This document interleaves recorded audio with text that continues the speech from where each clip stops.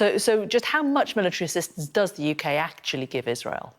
Yeah, good afternoon, Jane. I mean, it's worth setting in context. The US is by far the biggest supporter of Israel militarily. Over the decades, it's given hundreds of billions of dollars of aid. The most recent package of US was $3 billion. That included 25 Joint Strike Fighter aircraft and also 2,300 bombs. Gives just an idea of the scale of support. The US provides just under 70% of the military aid that Israel takes. Interestingly, Germany provides about 28%. That's a tenfold increase over the last year. So that's a dramatic increase. But the rest of the nations, the biggest was Italy at about 0.9%, and that's dropped off as well. It's also worth pointing out that the US also stockpiles weapons in Israel, which don't count against the actual export.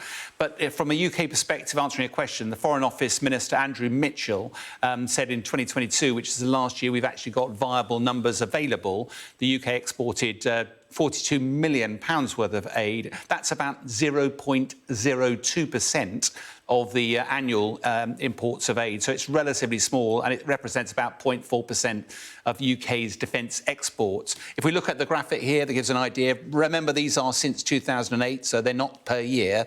£500 million of licences approved. I think the interesting one for me is right down the right-hand end. That's where the weapons, the grenades, the bombs, the missiles. It's about 30 million based over 15 years. So it averages about 2 million a year, which is, a relatively small amount compared to the 3 billion that the US is providing.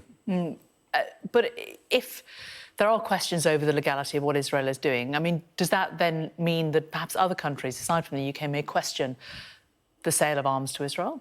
One of the challenges here, I think, is it's either illegal or it's legal. there really shouldn't be much ambiguity. But the International Court of Justice, which is the court that on the 26th of January was looking at this and said Israel needs to do more to protect the civilian population in Gaza. And it's illegal under international law to provide weapons to a country if they're going to use them in violation of international law. So at the moment, the International Court of Justice, which is the legal authority here, hasn't made a judgment yet.